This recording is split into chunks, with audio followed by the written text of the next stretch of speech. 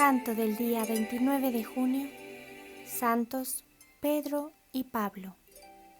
Hoy, 29 de junio, se celebra la solemnidad de San Pedro y San Pablo, día en que se reconocen las virtudes cristianas de dos de los más grandes y reconocidos apóstoles que defendieron con su vida el Evangelio. A continuación, 5 claves para entender por qué se celebran en la misma fecha. 1. Son fundadores de la Iglesia de Roma.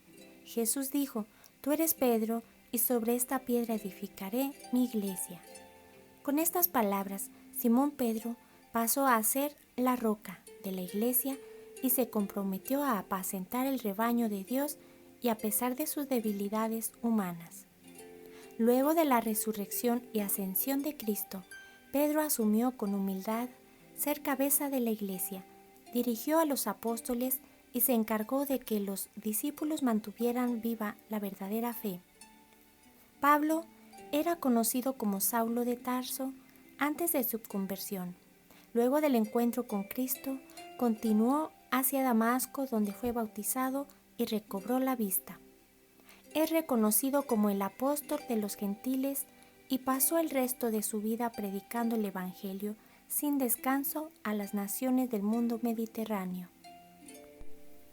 Sintiendo cercana la muerte, escribe a Timoteo: «He luchado el noble combate».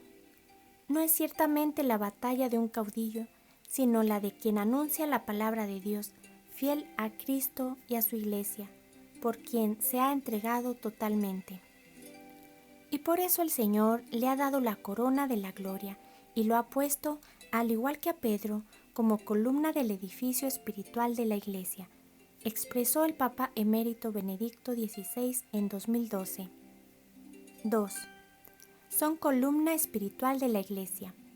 En 2015, el Papa Francisco manifestó que San Pedro, San Pablo y la Virgen María son nuestros compañeros de viaje en la búsqueda de Dios. Son nuestra guía en el camino de la fe y de la santidad. Ellos nos empujan hacia Jesús para hacer todo aquello que Él nos pide. El Santo Padre explicó entonces que la gloriosa herencia de estos dos apóstoles es motivo de espiritual orgullo para Roma y al mismo tiempo es un reclamo a vivir las virtudes cristianas, en modo particular la fe y la caridad. La fe en Jesús como Mesías e Hijo de Dios, que Pedro profesó primero y Pablo anunció a la gente, y en la caridad que esta iglesia está llamada a servir con un horizonte universal. 3. Ambos padecieron en Roma.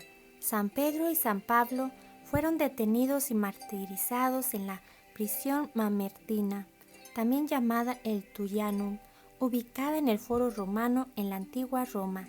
San Pedro pasó sus últimos años en Roma liderando a la iglesia durante la persecución, hasta su martirio en el año 64.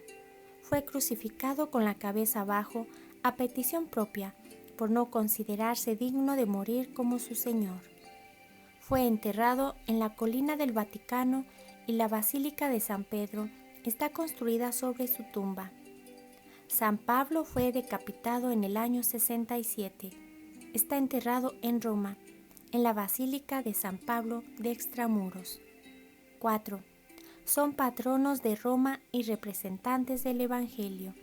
En la homilía del 2012 por la solemnidad de San Pedro y San Pablo, Benedicto XVI llamó a estos dos apóstoles patronos principales de la Iglesia de Roma. La tradición cristiana siempre ha considerado inseparables a San Pedro y a San Pablo. Juntos, en efecto, representan todo el Evangelio de Cristo, precisó. 5. Son la versión contraria de Caín y Abel. Benedicto XVI también presentó un paralelismo opuesto con la humanidad presentada en el Antiguo Testamento entre Caín y Abel.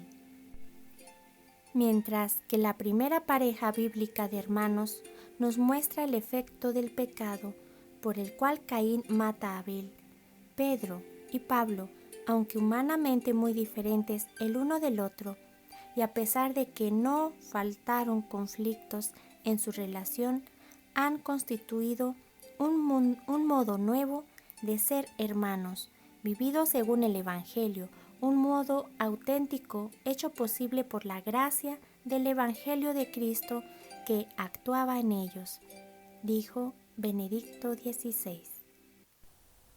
San Pedro y San Pablo rueguen por nosotros.